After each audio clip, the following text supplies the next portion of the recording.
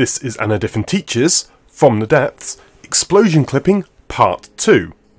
In this episode, we're going to cover two different aspects of explosion clipping.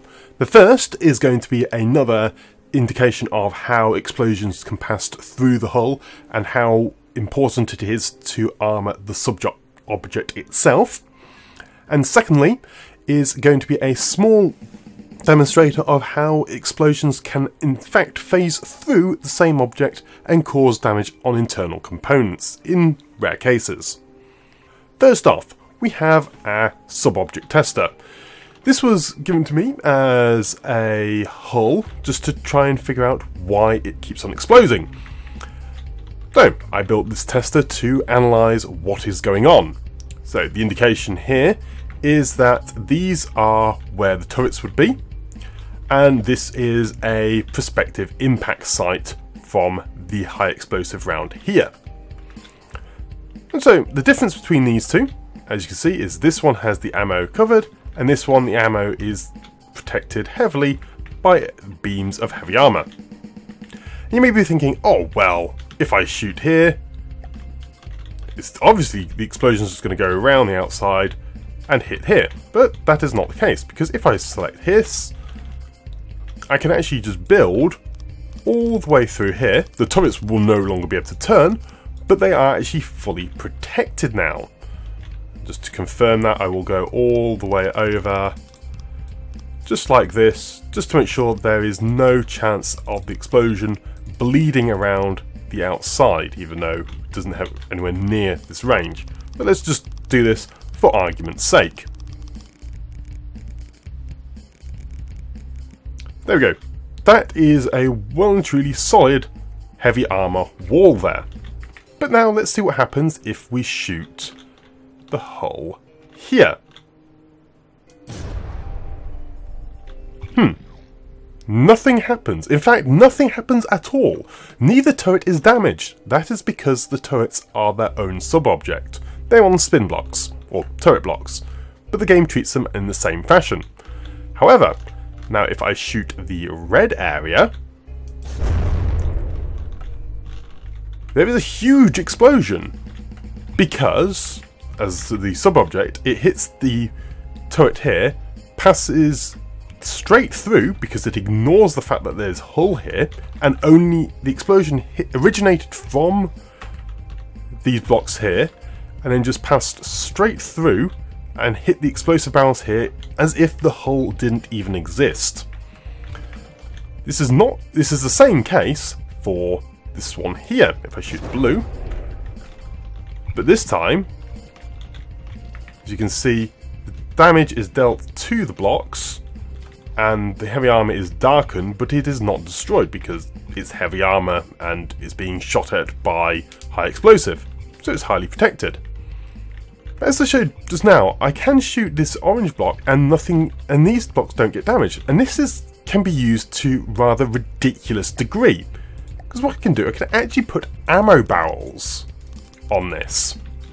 If I put ammo barrels on this, I can actually shoot the hull well within range of these ammo barrels, and they don't take damage. In fact, I can even go closer. If I can shoot right here, see, look, this block right here is darkened. This one was in fact destroyed. Yet these ammo barrels are not damaged. That is because the explosion has originated on the hull and doesn't pass directly to the spin block. One thing which does actually make the explosion actually transfer to the spin block is if the spin block is within line of sight of the explosion. So if I shoot this back panel here, it is destroyed. You can see there it was actually destroyed due to the fact that it was within line of sight. Whereas now, if I just remove that line of sight and do the same experimentation,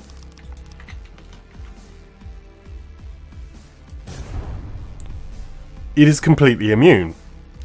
It doesn't take the damage, despite when I remove these blocks and allow it to be seen,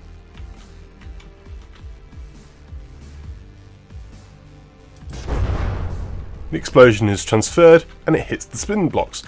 Now, this is a useful thing to know, and you do need to be aware of this and make sure your spin blocks are away from line of sight to any hits which may hit the hull so that the damage does not transfer, and vice versa. Next up, we have what I refer to as explosion phasing. Here on our target we have a ammo cache surrounded by heavy armour, a very common thing which you would do, and because heavy armour is highly protective. And here I have a large cram cannon, much like before. If I fire at this, nothing happens, a couple of blocks get darkened, but it's all okay. The ammo is fine, so let's just repair all those.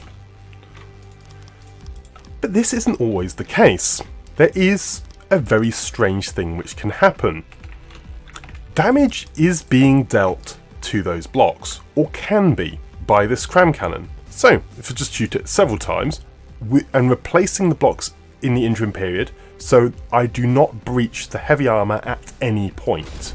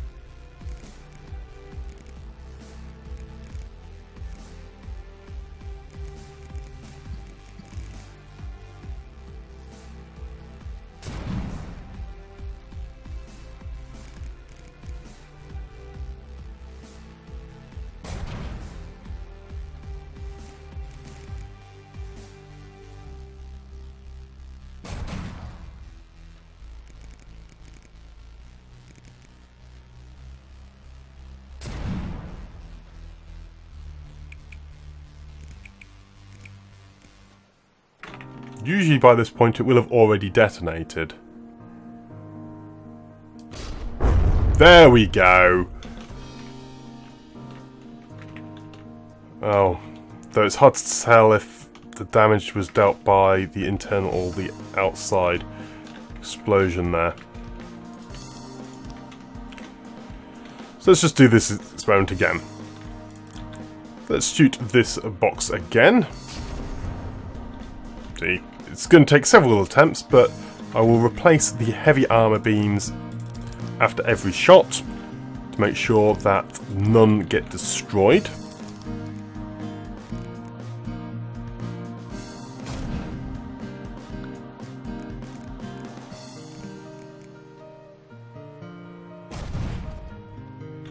Blocks flying all over the place, but the heavy armour hasn't been breached at all.